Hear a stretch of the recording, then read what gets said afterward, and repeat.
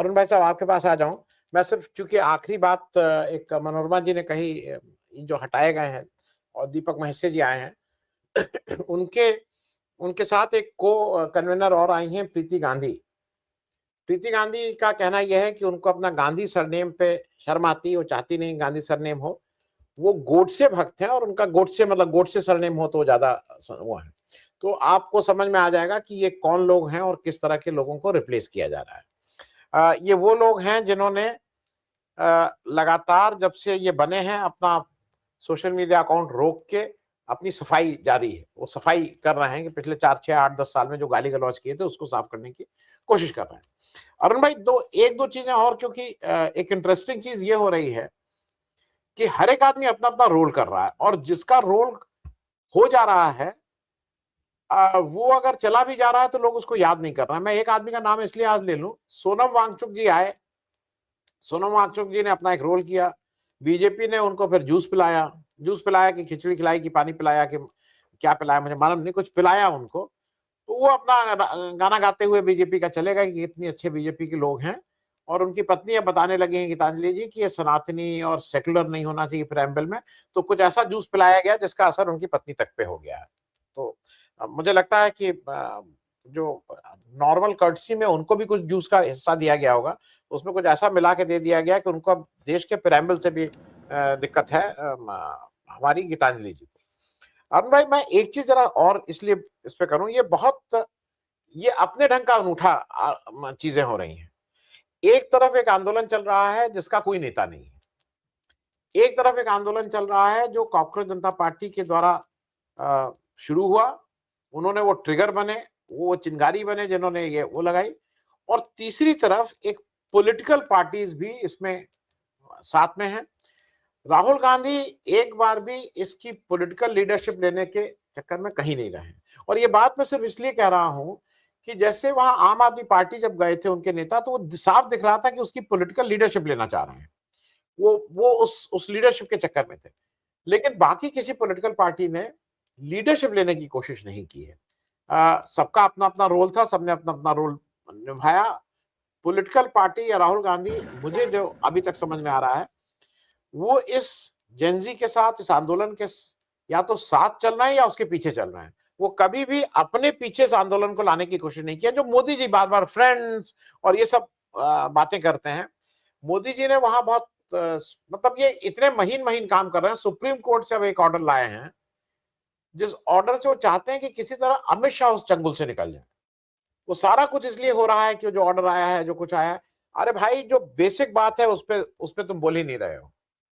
तो अरुण भाई, ये पुणे में राहुल गांधी की सभा को फिर रोक के कोई, मुझे लगता है बीजेपी ने किसी ने एडवर्टीजमेंट का ठेका लिया है क्या कांग्रेस पार्टी और राहुल गांधी का, कि जहां जहां इनका कार्यक्रम होगा वहां वहां एडवर्टीजमेंट का काम हम करेंगे।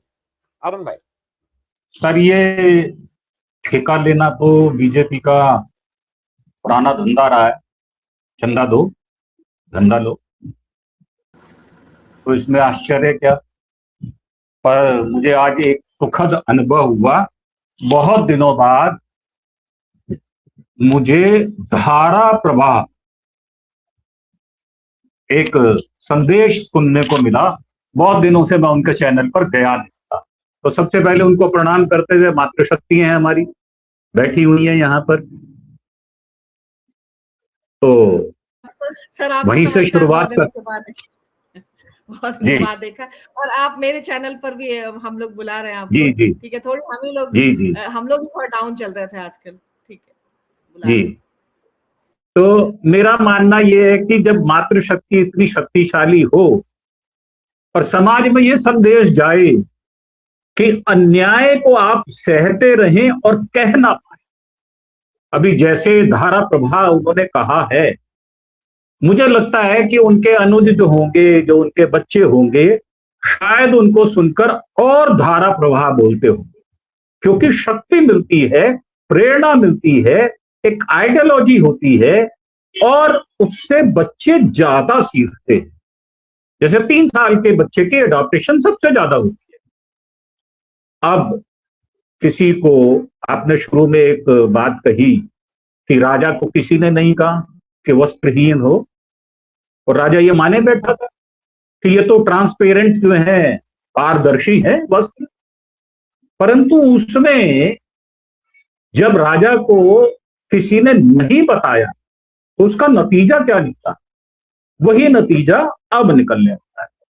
पर आपको एक, क्योंकि मैं धार्मिक व्यक्ति भी हूं और राजनीति के परिवार से भी आता हूं, एडमिनिस्ट्रेशन में भी रहा हूं, और आपने वो सुना होगा कि नारद ऋषि, हमारे देव ऋषि नारद, उनको शादी का शौक चल रहा था, पर भगवान ने अपना रूप उनको वायदा कर दिया देने का। और आपको एक भेद की बात बता रहा हूं कि हरि का शब्द विष्णु से जुड़ा हुआ है, और हरि का एक अर्थ बंदर भी होता है। कभी संस्कृत के शब्दकोश में आप जाना, आपको मिल जाएगा। तो उन्होंने अपना रूप दे दिया और हरि का रूप दिया। हुआ क्या, क्या देव ऋषि नारद वहां से अपनी पत्नी सहित आए या मुंह की खा के आए?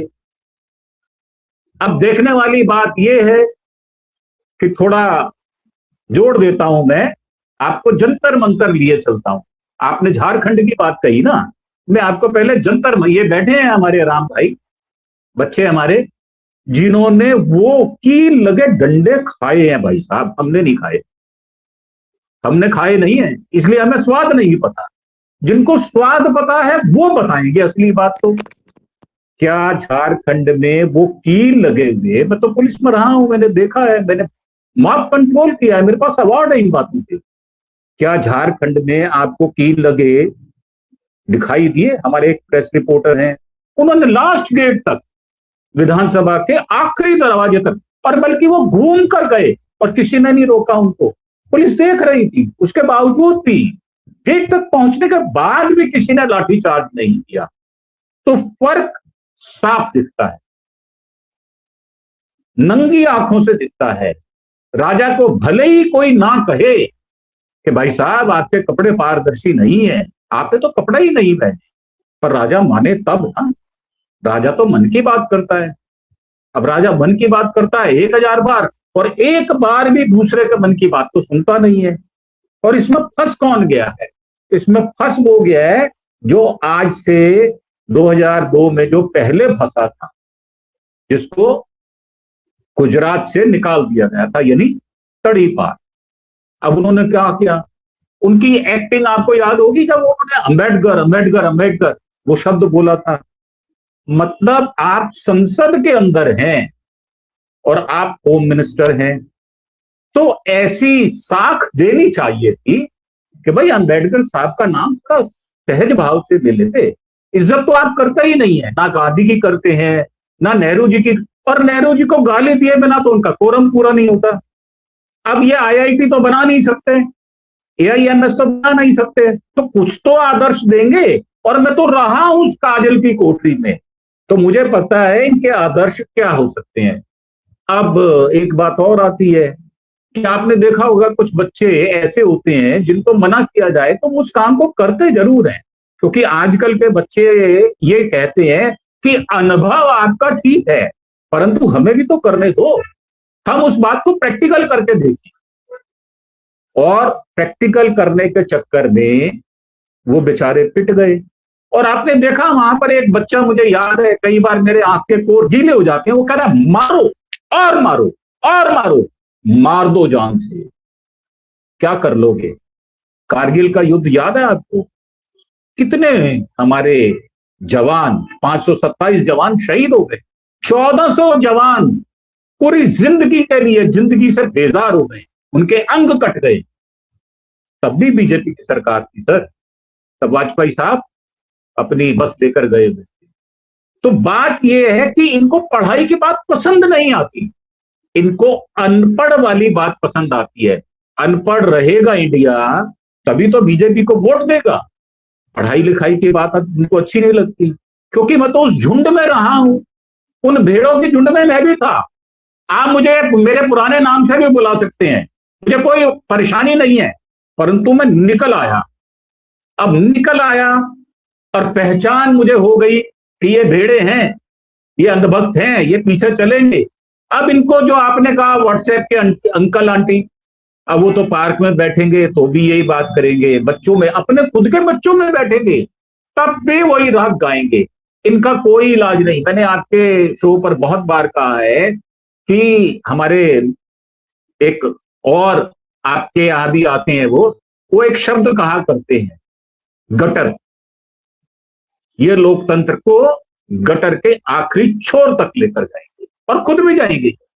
और एक बात और है, एक बड़ा यूनिवर्सल सिद्धांत है कि सुअर जो होता है वो विष्ठा में ही लेटता है, उसी में मजा आता है उसको। और आप उसके अगर बचना चाहते तो उसके पास से ना जाएं, क्योंकि गंदगी के छींटे आपके ऊपर भी पड़ेंगे। तो अब हमारे बच्चे बच गए हैं, बच रहे हैं।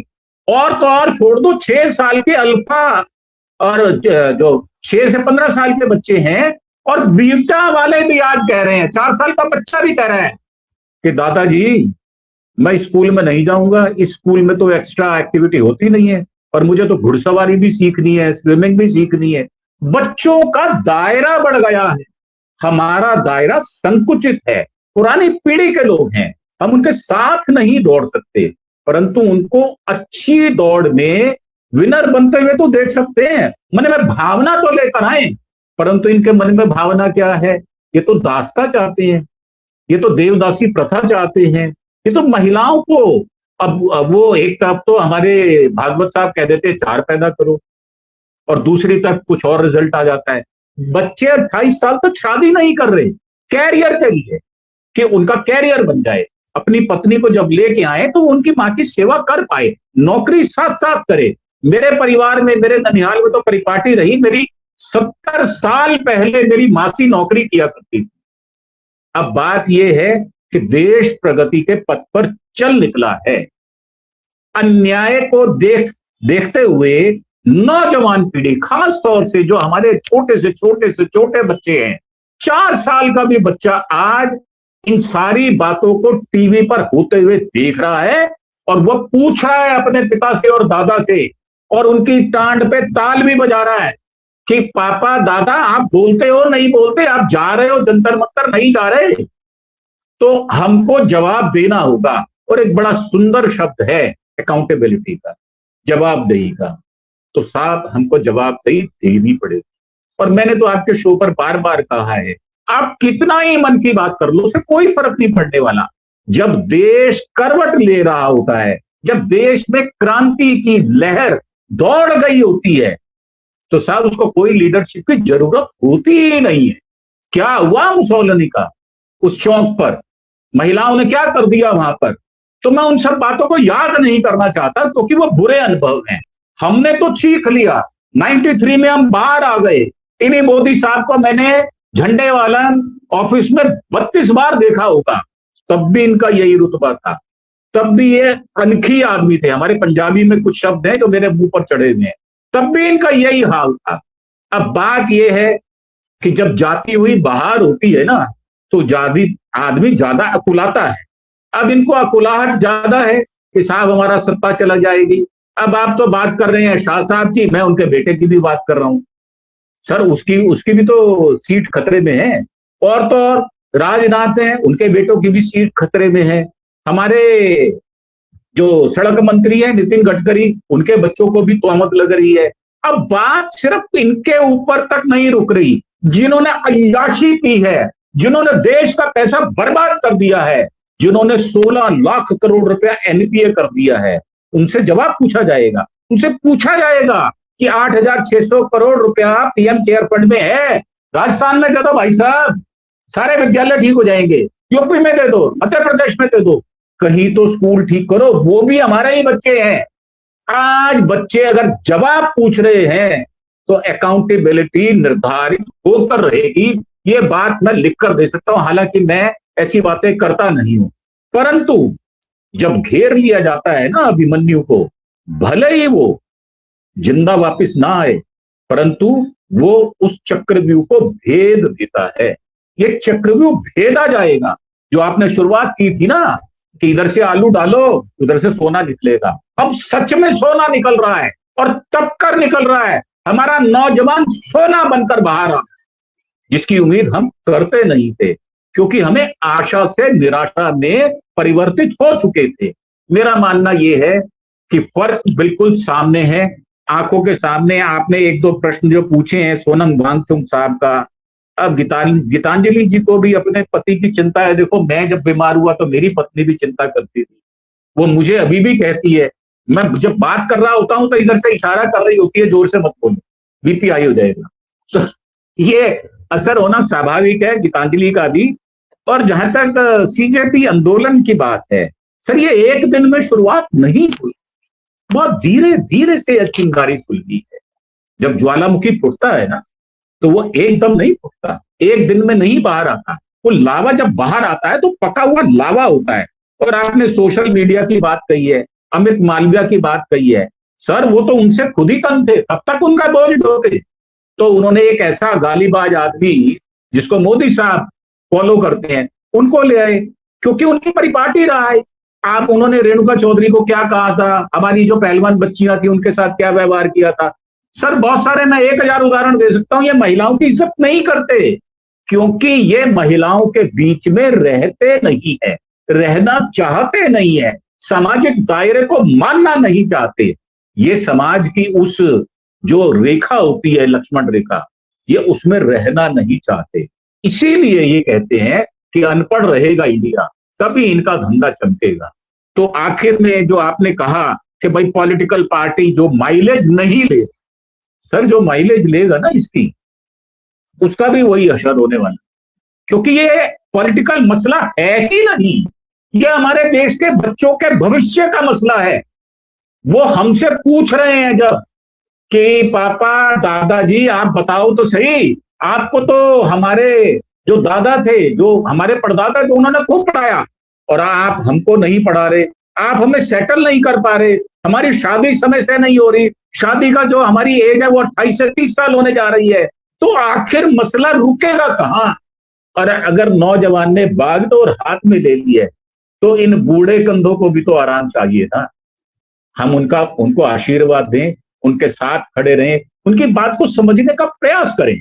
अगर हमें टेक्निकल, हम वीक हैं, हमें एंथ्रोपिक नहीं चलाना आता, एआई नहीं चलाना आता, कोई बात नहीं, उनके साथ बैठे रहें, कंधे से कंधा मिलाकर जोड़कर बैठे। जब 12वीं में मेरे बच्चे पढ़ते थे तो रात को मैं 3 बजे तक उनके साथ जागता था और अपना एस्ट्रोलॉजी का एग्जाम देता था। तो मेरा मानना यह है, आज वक्त बच्चों के साथ खड़े रहने का है, उनकी बातों को समझने का है, अपने दिमाग को पूरा खोल देने का है। आज बच्चे ऐसे हैं, अगर आपको किडनी में कोई प्रॉब्लम है, वो आपकी किडनी बाहर निकाल के धो के फिट कर देंगे, आपकी किडनी छोड़ेंगे नहीं आपको, आप बहाना नहीं बना सकते। तो आपको समर्पण करना होगा, पहली बात, बच्चों के साथ खड़े रहना होगा। अगर आप समर्पण भाव से खड़े रहेंगे, मैं मोदी जी को भी अपने भाई की तरह मानता हूं, क्योंकि मुझसे वो बड़े हैं। मैं ये कह रहा हूं कि आप मन खोलकर बात करें, मन की व्यथा ना बताएं, और आप ये जो नए नए रील के आपके जो चोचले हैं ना, इसको बंद करें, ये मस्करी ना करें। बच्चे मस्करी पसंद नहीं कर रहे, सीरियस बच्चे हैं, गंभीरता लिए हुए हैं। आपको उनकी नब्ज को टटोल कर समझना होगा। ये आयुर्वेदिक इलाज है, आप इनको दे रहे हैं एलोपैथी, डंडे मार रहे हैं, शायद पीछे हट जाएंगे। सर वो तो कह रहे हैं कि, और उनका कंपटीशन है आपस में, मजाक कर रहे हैं, भाई तूने डंडा नहीं खाया, तो कहता नहीं मैंने नहीं खाया, तो चलो वहां पर एजुटेशन है, वहां डंडा खाएंगे। एक आखिरी बात कह के मैं समाप्त करता हूं। आपने मोहम्मद इरफान को सुना होगा, मेरे क्षेत्र से गया हुआ बच्चा है, अनपढ़, एक भी क्लास पास नहीं की उसने, और लक्ष्मी नगर में टक्कर नंबर 8 के पास रहा करता था। 2006 में उसकी झुग्गी गिरी और वो बाहर चला गया दिल्ली से। वो भी जब ऐसी बात करता है, लोकतंत्र की प्रस्तावना पढ़ता है, तो सही बता रहा हूं आनंद सर, मेरा भी शर्म से सर झुक जाता है। मैंने उसको कई बार प्रार्थना की, भाई मुझे फोन करते रहा करो, मुझे हौसला बहुत मिलता है, मुझे फोन करते हैं वो। और मेरा मानना यह है कि अगर मुझे याद नहीं है और मुझे वो प्रस्तावना सुननी है, तो क्यों ना मोहम्मद इरफान के मुंह से सुनी जाए। तो ले देकर आखिर में बात यही आती है, मुझे और आपकी उम्र के लोगों को सरेंडर करना होगा, समर्पण करना होगा। हम अपना आत्मविश्वास ऐसा नहीं रख सकते कि बच्चों के साथ तालमेल ना हो पाए। ना ये पुराना जमाना है, अब तो अपग्रेड है हर चीज। तो मेरा ये कहना है, हम बच्चों के साथ चलें, बच्चों की समस्याओं को समझें, भाई साहब, मोदी साहब, ये 8,600 करोड़ रुपया जो पड़ा हुआ है ना पीएम केयर फंड का, ये तो आपने आरटीआई से बाहर कर दिया। आप चुपके से दे दो, राजस्थान को दे दो, मध्य प्रदेश को दे दो, गुजरात को दे दो, स्कूल ठीक कर दो, मोरबी का पुल ठीक कर दो, कुछ तो करो। पैसा लेके बैठे हुए हो, जंग खा रहा है। आप तो लोगों के घरों से सोना निकालने की बात कर रहे हैं। तो अंत में जो लब्बो लबाब ये है कि रुकेगा नहीं ये सब कुछ, ये कारवां चल पड़ा है। अब इस कारवां में एक बैलगाड़ी का अगर कील निकल भी गया तो पूरा कारवां उसका इंतजार नहीं करेगा। वो ठीक करने वाला आदमी भी साथ चल रहा है, वो डॉक्टर भी साथ चल रहा है, वो इंजीनियर भी साथ चल रहा है, और अंदर खाते आईएएस आईपीएस भी साथ चल रहे हैं। सब साथ चल, सब कह रहे हैं बदलो। और आपने सुना होगा राहुल गांधी जी ने कहा भी है कि मेरे कान में कह रहे हैं भाई बदल लो, बदलो इनको, हम तो खुद तंग हैं। तो असल में बात यह है कि जो आरएसएस की फिलॉसफी है हिंदुत्व वाली, वो चलने वाली है नहीं। अब ये सर्वधर्म संभाव से ही चलेगा। आपने महात्मा फूले जी का नाम लिया, आपने 1857 के स्कूल का नाम लिया, ये अच्छी बातें हैं जो ज्ञान हमारे बच्चों को होना चाहिए। तो मेरा मानना यह है कि ज्ञान का प्रसार हो और वातावरण ऐसा बने कि आगे विकास हो। आप विकास की बात तो करते हैं पर विकास करते नहीं, आप दमन करते हैं। आपको छोड़ना होता है, अगर नहीं छोड़ेंगे तो बच्चों के पास वो तरकीबें हैं, वो छुड़वा देंगे आपको। अंततः यही होने वाला है, ये मुझे साफ दिख रहा है। जी